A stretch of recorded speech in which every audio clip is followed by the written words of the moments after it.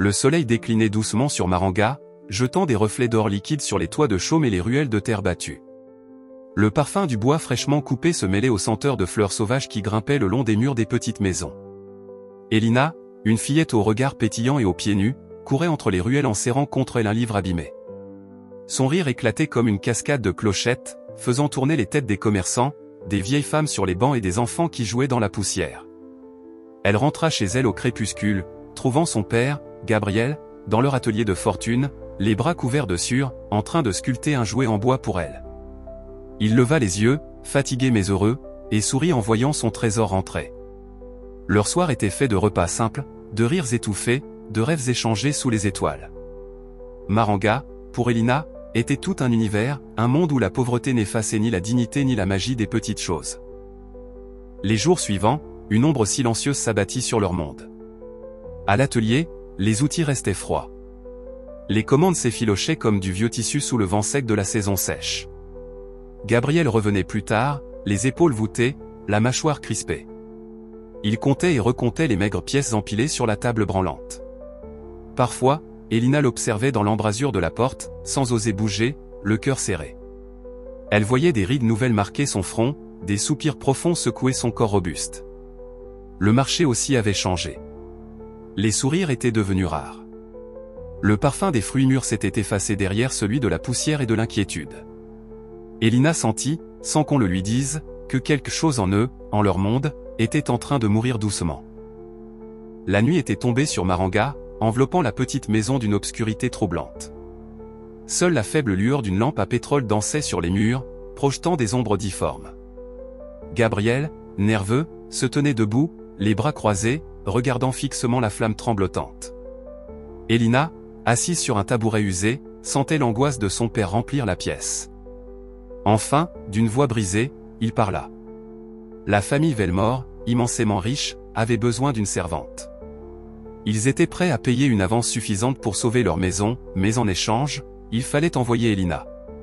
La gorge serrée, les larmes brûlant ses paupières, Elina répondit d'une voix douce mais ferme. « Je suis prête, papa. » La flamme vacilla, comme si le monde lui-même retenait son souffle. Le matin suivant, alors que les premières lueurs du jour peignaient le ciel en rose pâle, Elina enfila sa robe propre, la seule qui n'était pas trouée, et boucla un sac dérisoire, une couverture rapiécée, son livre préféré, et son pendentif. Gabriel, silencieux, l'accompagna jusqu'à l'entrée du village. Ils échangèrent un long regard. Pas de mots. Tout était dit dans ce silence tragique. Elina baissa la tête, inspira profondément, puis s'engagea seule sur la route poussiéreuse, vers le manoir des Velmore que l'on apercevait au loin, sombre silhouette contre l'horizon. Le sentier de terre s'effaçait devant Elina tandis qu'elle avançait vers la grande bâtisse qui dominait Maranga, le manoir Velmore. Construit en pierre grise, orné de lourdes portes en bois noir, le bâtiment paraissait avaler la lumière autour de lui. Même les oiseaux semblaient éviter ses alentours. Quand elle arriva devant l'entrée, un domestique austère la fit entrer sans un mot, la menant à travers des couloirs glacés où chaque pas résonnait sinistrement. Enfin, dans un grand salon où trônait un immense miroir fendu, Elina rencontra Madame Velmore. Une femme sèche, aux cheveux tirés en un chignon sévère, vêtue d'une robe de soie noire raide comme son port de tête. Elle fixa Elina avec des yeux aussi froids que des éclats de verre et, sans même l'inviter à s'asseoir, déclara d'une voix tranchante. « Ici, tu travailles. Tu te tais. Tu n'es rien. » La petite fille, le cœur battant, baissa les yeux et murmura. « Oui, madame. » Dès son arrivée, Elina fut conduite à l'arrière du manoir, un espace minuscule, à peine plus grand qu'un placard, où elle devrait dormir. Un vieux matelas posé à même le sol, une couverture trouée. Pas de fenêtre. Pas de lumière naturelle. Le jour suivant, au lever du soleil, Madame Velmore la réveilla d'une voix sèche. Le rez-de-chaussée doit briller. Pas une trace de poussière.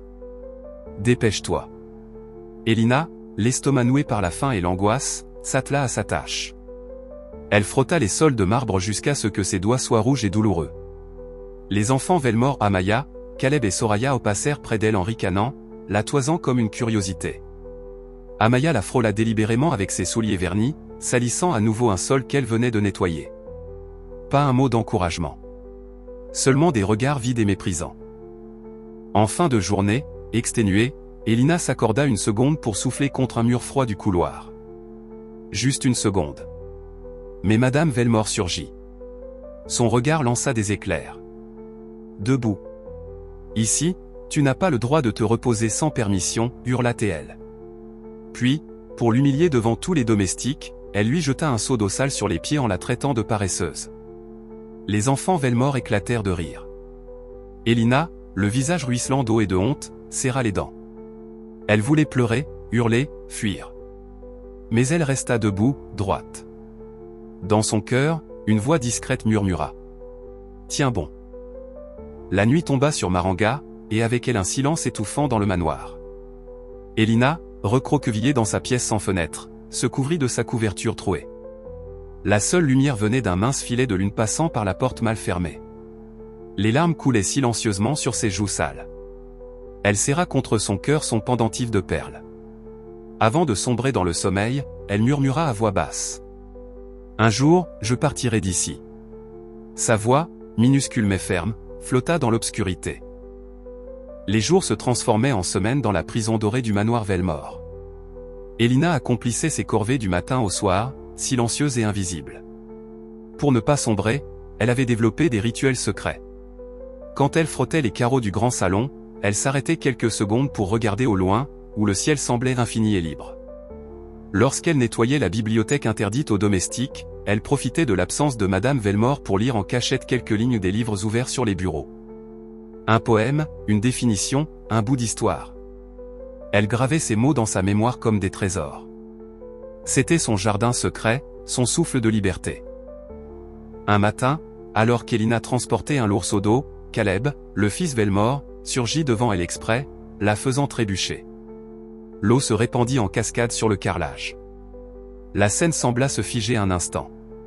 Puis, d'un rire cruel, Caleb claqua dans ses doigts pour appeler Madame Velmore. Quand elle arriva, furieuse, elle gifla Elina sans ménagement devant tout le monde. Elina chancela, mais resta debout, serrant les dents, refusant de pleurer devant eux. Parfois, en balayant la cour du manoir, Elina croisait les regards furtifs des villageois qui passaient. Une vieille marchande de fruits, un vieil homme boiteux, un jeune garçon portant des paniers. Certains détournaient les yeux. D'autres lançaient un regard rapide, plein de pitié, avant de vite accélérer le pas. Personne n'osait s'arrêter. Personne ne voulait risquer de défier les Velmore. Elina comprenait. Elle ne leur en voulait pas. Mais chaque fois qu'un regard compatissant croisait le sien, cela rallumait une étincelle dans son cœur. Elle n'était pas invisible pour tout le monde. Cette nuit-là, Elina n'arrivait pas à dormir. Elle se leva de son matelas et écarta doucement la porte grinçante de sa minuscule chambre. À pas feutrés, elle grimpa jusqu'à une petite fenêtre oubliée à l'étage, juste assez grande pour voir un morceau du ciel. Les étoiles brillaient, pures, infinies. Elle posa ses deux petites mains contre la vitre froide et chuchota. « Maman, si tu m'entends. Je te le promets. Un jour, je serai libre. Et je rendrai fière chaque personne qui croit en moi. » Une étoile filante traversa le ciel. Elina sourit à travers ses larmes. Quelques jours plus tard, alors qu'Elina nettoyait la bibliothèque principale au lieu interdit sauf pour dépoussiérer, elle trouva un livre tombé derrière un fauteuil. La couverture en cuir était abîmée, les pages jaunies. Elle hésita, puis, le cœur battant, elle s'assit un instant à même le sol froid pour le lire. C'était un recueil d'histoires sur des femmes courageuses du monde entier. Des reines guerrières, des savantes oubliées, des écrivaines qui avaient changé des destins. Chaque mot semblait insuffler à Elina une force nouvelle, comme une voix venue du passé lui murmurant. « Tu n'es pas née pour être invisible. » Mais le bruit de pas dans le couloir la fit sursauter. Elle rangea précipitamment le livre à sa place, cachant son trésor dans sa mémoire. Lors d'un après-midi étouffant, Amaya, jalouse du calme d'Elina, décida de lui tendre un piège. Elle ordonna à Elina de nettoyer une pièce interdite aux domestiques, le bureau personnel de Monsieur Velmore, et y déversa discrètement une encre noire sur le tapis coûteux. Quand Madame Velmore découvrit la tâche, elle accusa Elina sans écouter ses explications. Folle de rage, Madame Velmore la saisit par le bras, la traîna devant les domestiques et déclara. « Qu'on sache qu'ici, on ne tolère pas l'incompétence. » Elina fut privée de repas pendant 2 jours. Dans l'obscurité de sa cellule, elle serra son pendentif contre son cœur vide et pleura en silence. Un soir, alors qu'Elina lavait discrètement des ustensiles dans la cuisine, un cri strident déchira le manoir. Monsieur Velmore, jusque-là distant et arrogant, venait de s'effondrer au beau milieu d'une discussion. Personne ne savait quoi faire.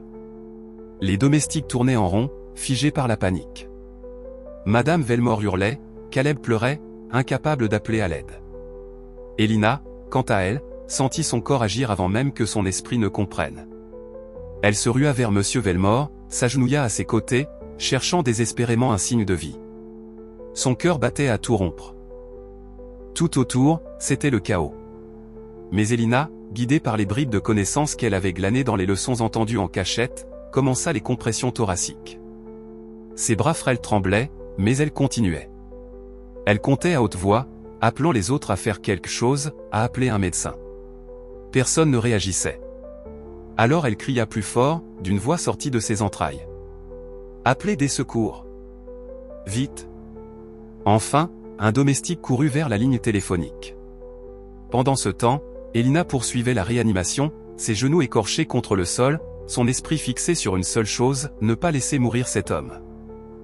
Quand les secours arrivèrent, le manoir Velmore était figé comme un mausolée.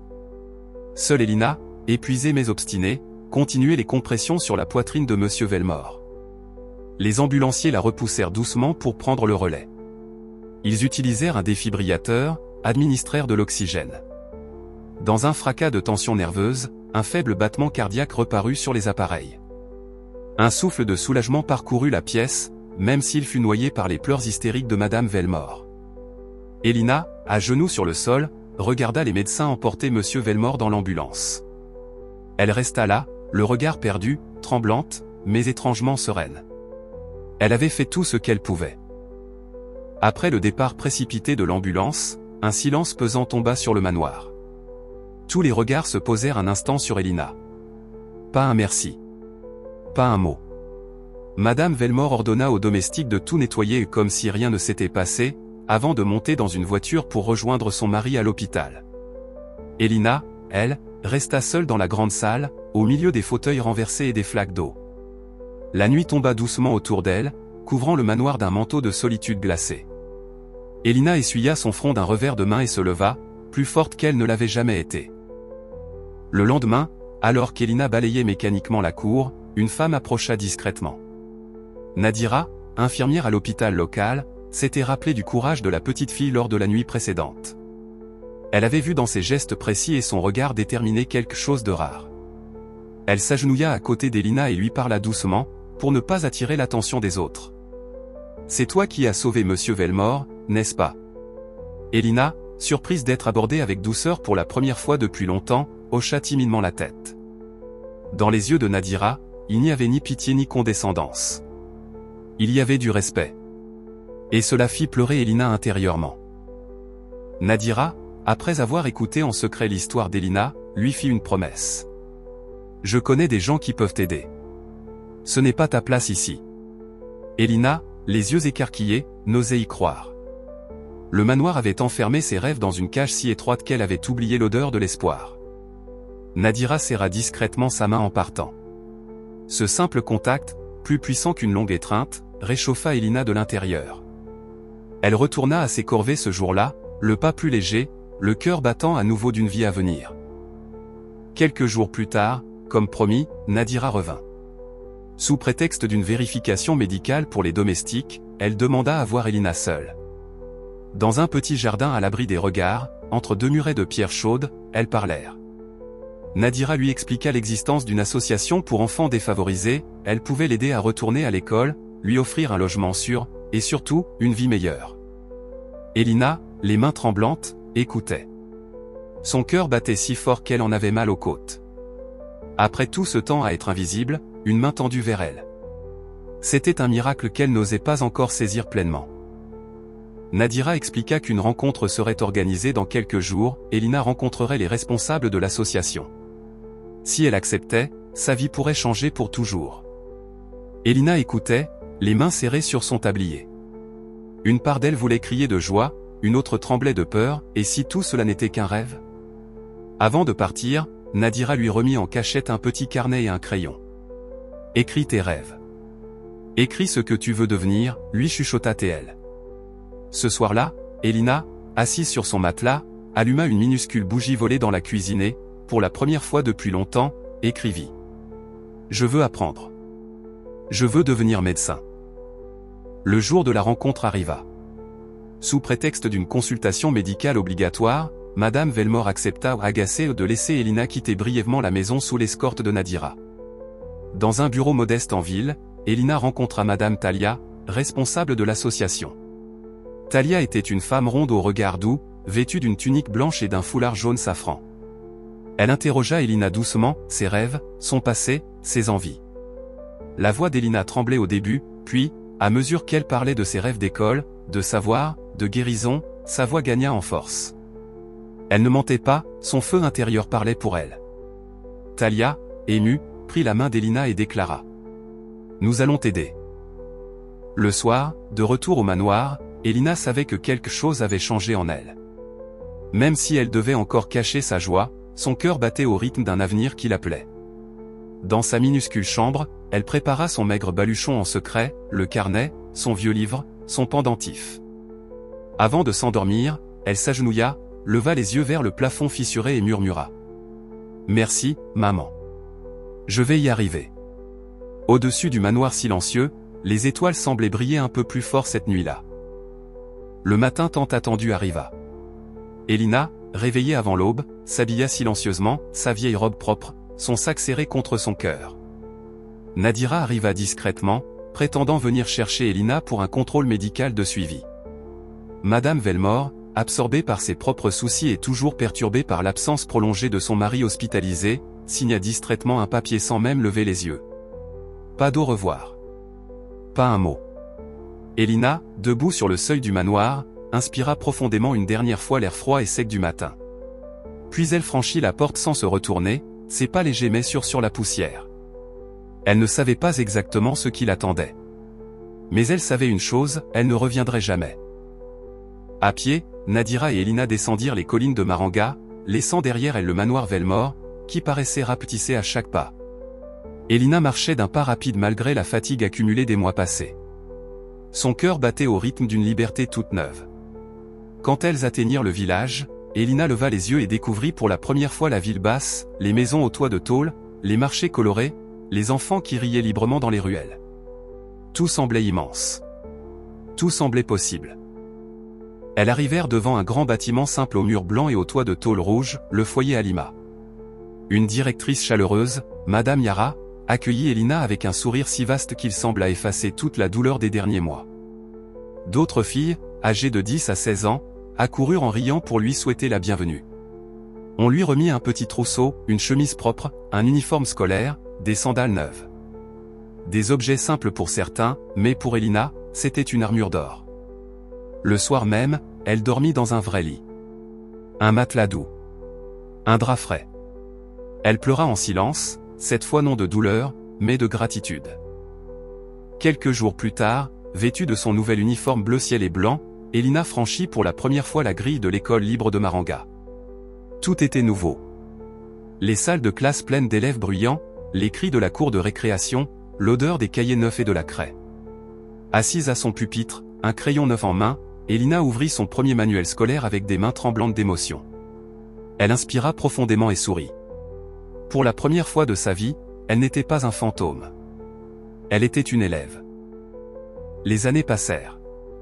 Elina travailla dur, plus dur que quiconque autour d'elle. Chaque matin, elle arrivait en classe avant les autres. Chaque soir, elle partait la dernière, son sac alourdi de livres empruntés. Elle apprenait, grandissait, s'illuminait. Son regard autrefois rempli de douleur était maintenant brûlant d'une soif de savoir intarissable. Au foyer, elle aidait les plus jeunes à faire leurs devoirs. À l'école, ses professeurs chuchotaient entre eux sur cet élève exceptionnel venu de nulle part. Lors de la cérémonie de fin d'année, vêtue d'une robe simple en coton blanc, Elina monta sur scène pour recevoir le prix d'excellence académique. Les applaudissements résonnèrent comme une mer agitée. Elle tenait dans ses mains le fruit de toutes ses souffrances, de tous ses sacrifices. Dans la foule, Nadira et Madame Yara pleuraient de fierté. Elina serra son prix contre elle et, dans son cœur, murmura. « Maman, regarde-moi. J'y suis arrivée. » Des années plus tard, Elina, désormais docteur Elina Mavrek, travaillait dans une grande clinique de Maranga. Un matin, une vieille femme affaiblie fut admise en urgence. Quand Elina entra dans la chambre, son cœur manqua un battement. C'était Madame Velmore. Vieillie, fatiguée, brisée. Leurs regards se croisèrent.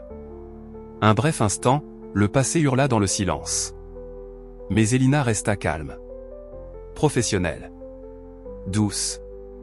Elle soigna Madame Velmore avec la même compassion qu'elle offrait à tous ses patients. À la fin de son traitement, Madame Velmore, les yeux pleins de larmes, murmura. « Je suis désolée. » Elina, avec un sourire lumineux, répondit. « Ce qui compte, c'est que vous allez mieux. » À ce moment-là, elle sut que sa véritable victoire n'était pas d'avoir réussi. C'était d'avoir gardé son cœur pur. L'histoire d'Elina nous rappelle que, même dans les ténèbres les plus épaisses, une étincelle de courage peut illuminer tout un chemin. Elle nous enseigne que la force ne vient pas de la colère, mais du pardon, de la résilience, et de la foi en un avenir meilleur. Comme Elina, chacun d'entre nous porte en soi la capacité de surmonter ses blessures pour devenir une lumière pour les autres. Si cette histoire a touché votre cœur, si elle vous a inspiré à croire, malgré tout, en vos rêves, alors je vous invite à rejoindre cette aventure humaine en vous abonnant à la chaîne. Ici, nous croyons au pouvoir des histoires vraies, au pouvoir de ceux qui, silencieusement, changent le monde. Abonnez-vous, activez la cloche, et ensemble, faisons briller encore plus d'histoires d'espoir et de renaissance. Merci de faire partie de cette belle aventure. À très bientôt pour une nouvelle histoire, encore plus forte, encore plus lumineuse.